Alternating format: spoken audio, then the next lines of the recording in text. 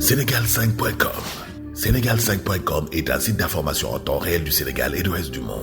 5 TV, la télévision digitale numérique, où vous aurez de la politique, people, sport, éducation, santé, culture, revues de presse et vos séries et émissions TV préférées. 5 TV Sénégal, c'est aussi les replays des meilleures émissions radio et TV. Application disponible sur Play Store. Contact rédaction sénégal5@gmail.com, téléphone 33 864 13 24. Nous sommes aussi sur Facebook, Twitter, Instagram.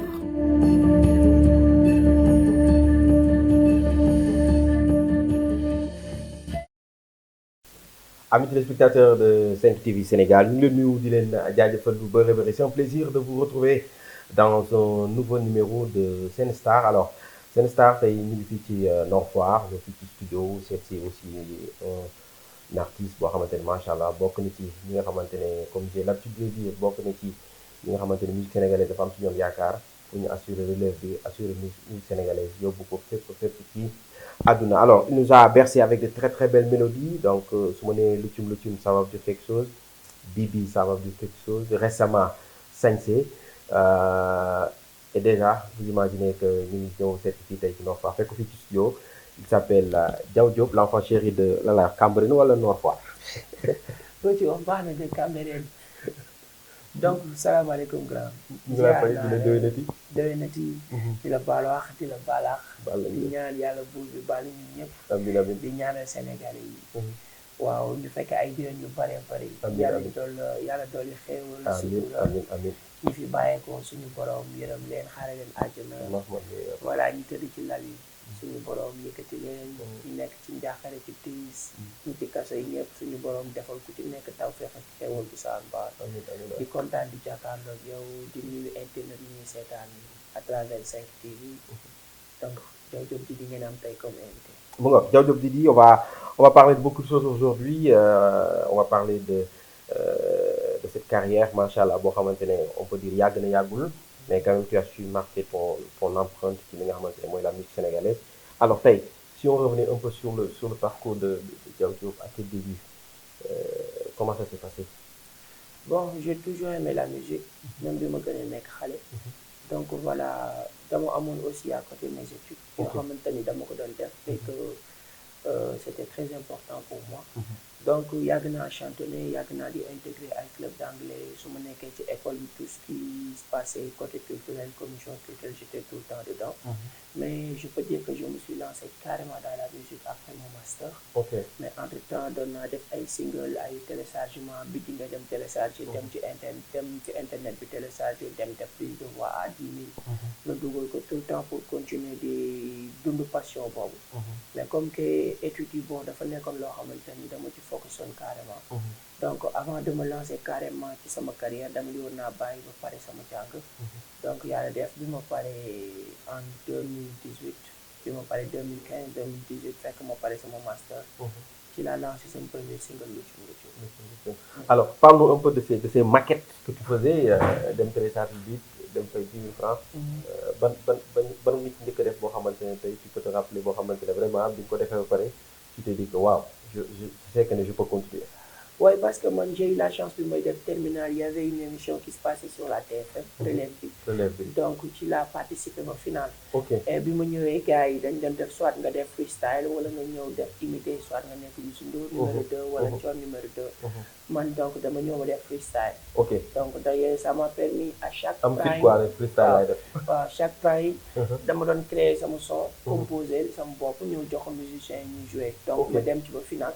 Et il y avait plus de 2000 candidats inscrits ñu boole la ci sur les 36 sélectionnés ma ñëw ba final aussi. Donc bon, j'ai beaucoup appris ci expérience boobu. Donc déjà il y avait l'aspect artistique dans ma tête. Je me disais que moi je savais que j'étais déjà un artiste. Que nga am succès ou pas, la personnalité artistique bi nga xamante ni mu ngi woon ci man doon nelaw ci man mu ngi woon ci man carrément. Donc les beats que je téléchargeais c'était juste parce que quand on aime quelque chose doo bëgg a bàyyi mu sedd. Effectivement. Donc voilà, vu que mënuma woon focus carrément, donc ça me permettait tout le temps de dem studio. Donc j'en profite di ci liggéey ak nga xamante ni tey ñu ngi liggéey mu nekk BAMS. donc voilà boobu ñun ñëpp ñu ngi dëkk Parcelles di jàngee ci Ndar donc ñun ñëpp néegu rab lañ doon dem. bu ñu ñëwee moom voilà il nous a beaucoup aidé. kon néegu rab yàgg na ah. néegu rab yàgg na waaye. waaw néegu rab moo produire ay Edmond. ay ñeneen gaa ñu nekkee collège je me rappelle. donc bon foofu laa doon dem télécharger mais am na benn single bu ma ci defoon Lala la Gazelle. bu ma ko defee def ko vidéo les gens commencé à me découvrir. après la Gazelle def naa du tax ma baax. boo xamante ni tamit ci bëggoon doon koy ça avait pratiquement plus de 100 000 vues. waaw donc bon mais n'empêche mënu ma woon nekk ci musique bi carrément donc parce que je voulais pas trop m'afficher. waaw dama doon préféré nekk ak sama orchestre. dem jouer pour avoir quelques retours dans la musique. alors parle-nous de cet orchestre que tu as créé très très tôt. lan moo la inspiré nga ne xaaral ma créer orchestre dem di jouer un peu partout au Sénégal. D'abord la chance que j'ai eue mooy bi ma demee relève bi. c'était une émission où tu devais prester en live. ok. donc à mes débuts tak nga ñëw sa première émission à la télé. dem ci scène yu mag ay CCF. nga ñëw war a jouer live doon benn boy day am peut-être lu muy def ci yow. et quand j'étais tout le temps sur scène lu mu doon jouer live dama doon am plaisir. donc daaw ma ci lu nit yi gën a bari man dama doon gën a kontaan dama doon gën a fouet pour wax ni waaw il faut que je me donne à fond. donc foofu laa amee amouru live. après le bac bi ma nekkee orchestre de l'université. ci laa nekk lead vocal bi. après voilà ça m'a trop inspiré aussi à ce qu'on crée Sen Melody Band. parce que c'était des amis c'était des étudiants on avait la même passion qui était la musique. donc ci la ñu créé Sen Melody Band. ma am sama orchestre et ça me permettait de vivre ma passion mais de continuer mes études. c'est-à-dire j'étais pas au devant de la scène ni à la radio ni à la télé. mais j'arrivais à faire ce qu'on appelle la compétition et l'apprentissage musical. parce que doon naa am possibilité de jouer ci scène yu mag. di jouer ay première partie. ay suñu ñoom Papa Cheikh Lo. doon nekk Just For You doon jouer première partie ay waa Daara J et tout ça donc maa ngi woon dans le milieu.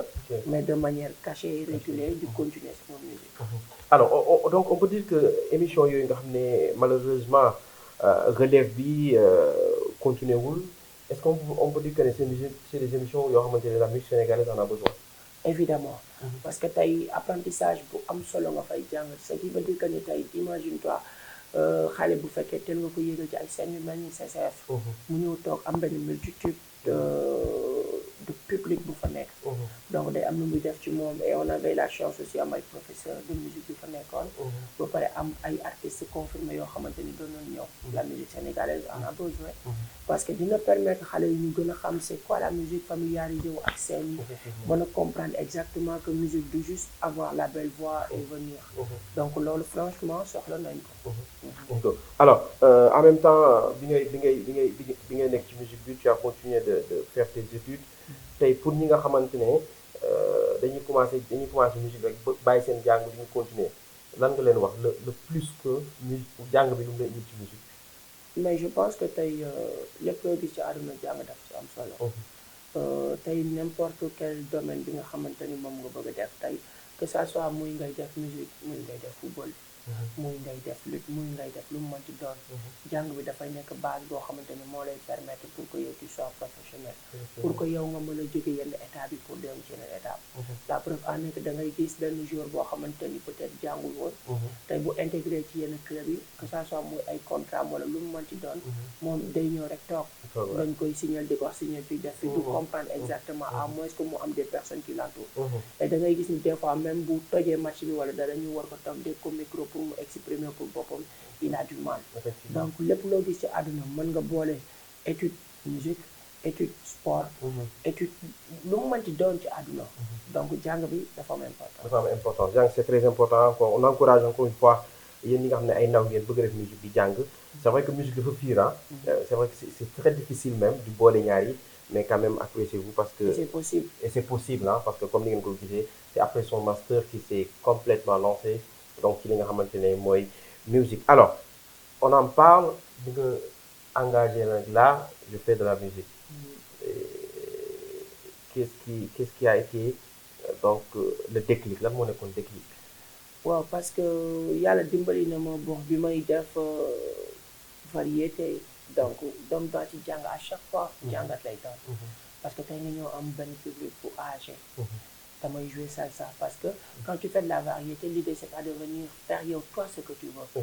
L'idée tey clientèle bi li ñuy soxla mooy ki lay engagé pour nga ñëw jël moom tout ce qui l'intéresse c'est que booy quand tu viens tu mets l'ambiance tu mets le feu les gens se retrouvent et que les clients soient contents à ce que ñoom ñu consommer et tout ça loolu mooy waral tey nga pare sa cachet ñu fay la ko et que les autres veulent te faire jouer donc tey bi ñu defee variété bi j'ai beaucoup appris ci terme de musique ci terme musique bi ni muy doxee ak milieu bi xam benn mentalité publique bi ak exactement l'idée c'est pas simplement de faire ce que tu veux mais au-delà de l'aspect artistique il y a ce qu'on appelle le showbiz et tout ça donc j'ai beaucoup appris bi ma paree automatiquement sama master et que je me suis dit que je vais me lancer ci loolu la base pour dire que ok je vais essayer de prendre ma musique me mélanger ko ak ce que le grand public consomme de là à sortir benn facette boo xamante ni sama touche personnelle lay doon et je pense que ci orientation boobu laa dem moo waral ma génne Luccum bi soo mbalax la mais da ngay gis ni dama ñëw ak beneen langage bu bees ay termes bu bees beneen musicalité boo d'ailleurs des termes qui t'ont valu quelques critiques mais aussi sóoratul waaw quelques critiques mais aussi ça a fait de telle sorte que les gens bàyyi ma xel et ça les a marqués ça les a captivés donc c'était le but on peut dire que c'était le but ouais donc c'était le but et alhamdulilah bi ñu ko defee c'était pas du tout évident nga ñëw def sa premier single boo xamante ni moom laay doog a dem studio ñu enregistré ko ma génne ko et que le public adhère donc voilà. Alors un single qui a cartonné avant même que la vidéo ne sorte.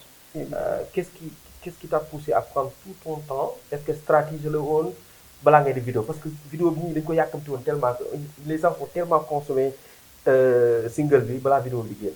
Évidemment parce que da ngay gis ba ci sama production yi enchaîné yëpp c'est toujours c'est la même chose c'est-à-dire je balance le single les gens s'adaptent les gens aiment ils attendent la vidéo ma bàyyi bi def naa 8 mois avant de faire la vidéo comme Luccum bi récemment bi ma mujjee génne def naa ko 2 mois après j'ai présenté la vidéo au début stratégie la woon parce que comme nouvelle génération bi dafa am ay technologie bu bees boo xamante ni ci la ñu jaar bu njëkk ba tey un artiste tu avais besoin d'un label ñu def production daal di créer benn plan de communication dugal na ci ay canal yoo xamante ni moom nga ñu def ba montrer le produit fini donc tey nous avec internet mën nga def un truc qui peut accrocher les gens automatiquement un truc de 10 secondes 30 secondes donc l'idée c'était quoi c'était de voir exactement nan la nit yi di gisee produit bi donc on a fait le son bi mu pare on a pris une petite vidéo de 30 secondes on a balancé sur les statuts boum c'est parti le lendemain ça a fait pratiquement le tour du monde et que les gens réclamaient le son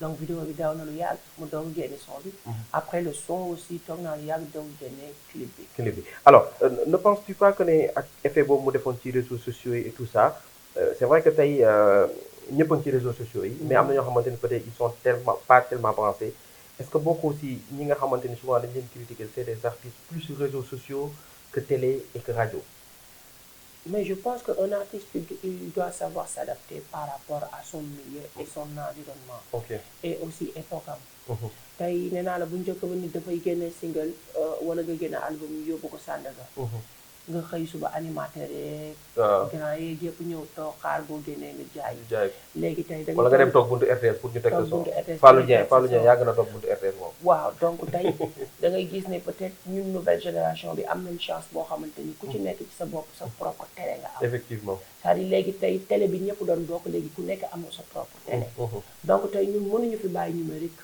di dem ci leneen parce que ère boobu la ñu tombé mais n'empêche da ngay gis ni ce qui cartonne sur le numérique c'est ce qui passe à la télé tey une fois que nga am benn produit qui marche fort parce que les gens sont tout le temps collés sur le sur le smartphone donc à la télé ils sont obligés de suivre parce que tey loolu la nit yi bëgg gis donc loolu la leen wan effectivement tu vois donc on s'adapte mais n'empêche tey bu ñu génnee produit dinañ dem protéger di ko dinañ ko jël def ko déposer un peu partout ci télé yi après nag le reste pour man période bi ñu toll c'est pas quelque chose que tu dois forcer effectivement tu dois laisser les animateurs wala les réalisateurs wala ñu nekk ku ci nekk ñu dem ak seen feeling xool li public bi bëgg ñu koy teg effectivement alors mu nga donc loolu moo nekkoon Luccum bi et Bibi quand Bibi est venu foofu je vais parler un peu peut-être de l'aspect de la vidéo on a vu que de Luccum à Bibi scénario vidéo yi qualité bi on sent que ne y a un travail quand même qui a été vraiment fait Ouais, parce que je me dis que tey boo xasee ba teg benn pas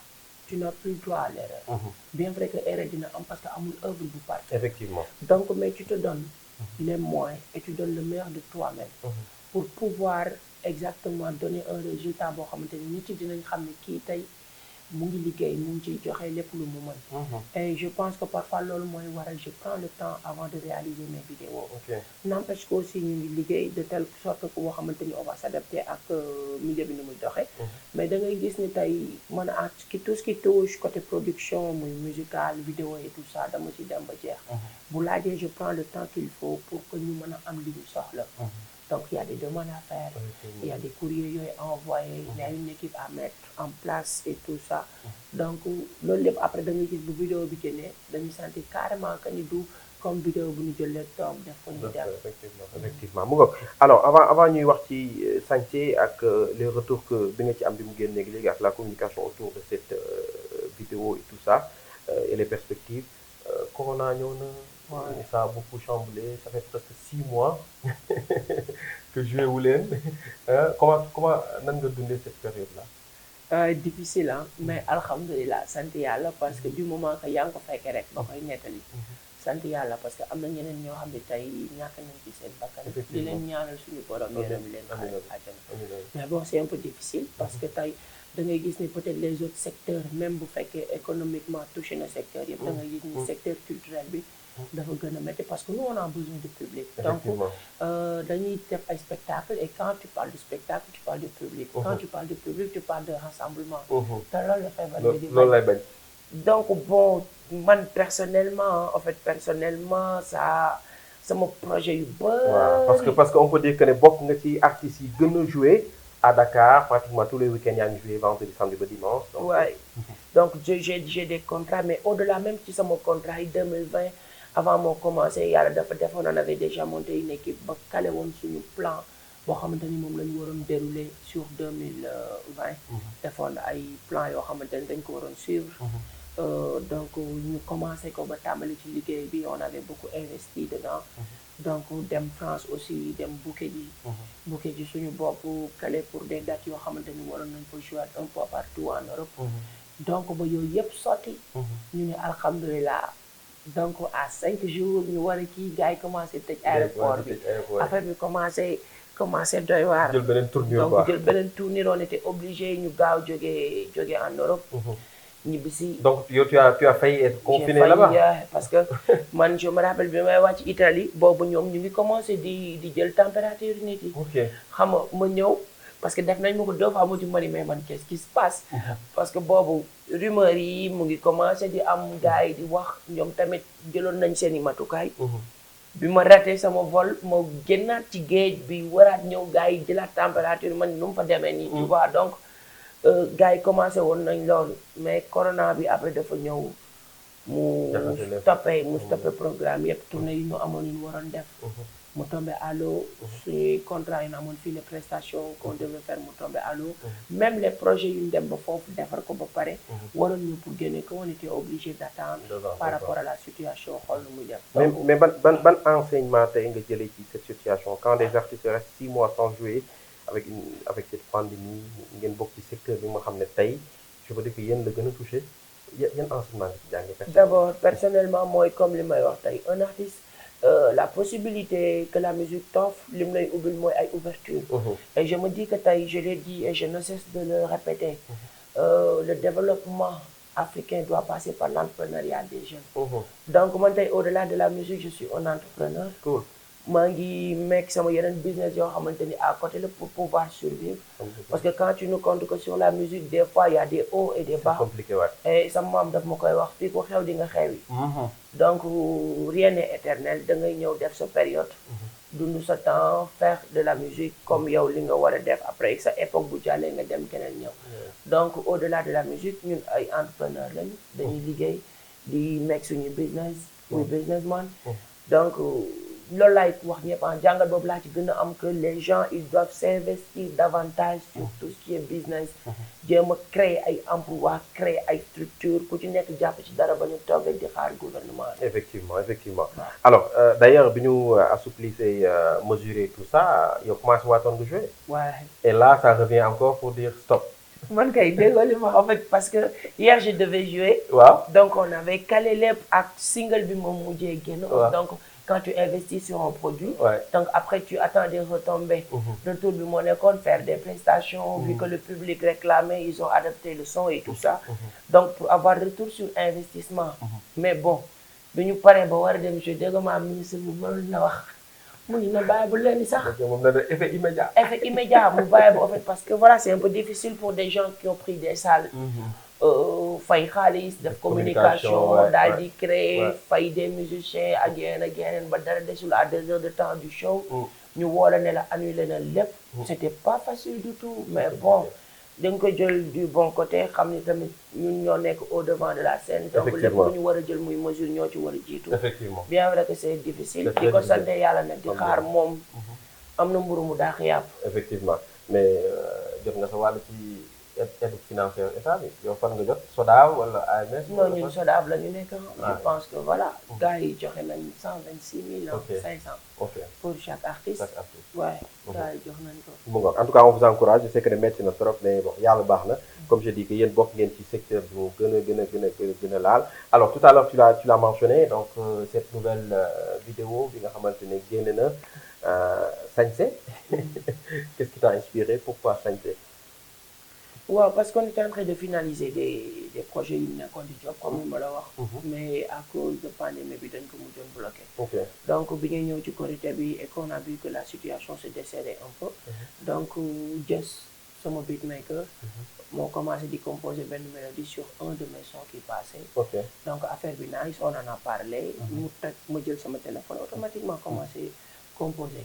donc bay Korité la ma ni ko booy nañu pare loolu. ñu ñëw en 2 heures de temps.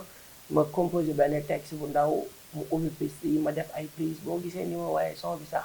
da nga gis ni c'est fluide. c'est fluide waay xam ni c'est fluide c'est fun. après vite fait ma xëy le lendemain balance ko juste pour may nit yi lu ñu snappé. ma dem tëddi. mais bi ma yeewoo j'ai commencé à voir que ni le son partait et que les gens l'adaptaient plus. ma ni waaw donc ñii voilà les gens l'ont kiffé man leen bon pourquoi pas. après ci lañ def une vidéo def ko de manière beaucoup plus professionnelle ma invité ci OMG après ñu génne ko et alhamdulilah le public l'a très bien adapté. donc voilà sant yàlla. alors TikTok qui est devenu une application de promotion. est-ce que tey bokk nga ci artistes yi nga xamante ni dañuy approché ñi nga xamante dañu am influence TikTok pour ne leen booy TikTokal ma son bi mu dem. waaw xam nga tey communication dafa bokk ci business. surtout la musique. da ngay gis ne tey boo defee produit ba pare tey le rôle d'un promoteur wala d'un comment dirais-je d'un producteur wala benn label. da ngay gis tey plus mu gën a mën a promouvoir artiste plus mu ko yokkal benn valeur ajoutée. donc tey comme je l'ai dit nous on s'adapte par rapport à notre milieu. certes bariwuma ci ay xarit. mais am na ci ñu ma xam ñoo xamante ni voilà dañuy échanger. et dañuy waxtaan des fois ñoom tamit. dañuy kiife li may def. et pourquoi pas leur demander de poster yenn affaires yi. parce que là il y a ce qu'on appelle les influenceurs. effectivement tey ñoom te loolu ci musique la bokk. une fois que ñu def benn affaire da ngay gis ne ñeneen ñi buñ ko gisee mu neex leen après dañ koy jël. mais le public mënoo ko forcer tey lu mu bëgg. donc tey li télé yi doon joué li nga doon jow tey pour benn page de promo nga ñëw fay ko télé bi ñu lay defal benn bannière di ko publier pour que nit yi xam ne dara mu ngi génn. mën nga ko jël un influenceur c'est la même chose. nga jox ko moom mu daal di koy jël bu ko tiktokee wala mu wax ko dara. donc nit yi dañ koy gis bëgg ko seen bopp promotion la. ci la bokk fu mu nekk nii sur TikTok est-ce que yaa ngi estimé tu es à combien de reprises. non bari na mais nag en fait man j'étais pas trop maa ngi ci réseaux sociaux yi mais je suis pas trop active. parce que je suis un musicien.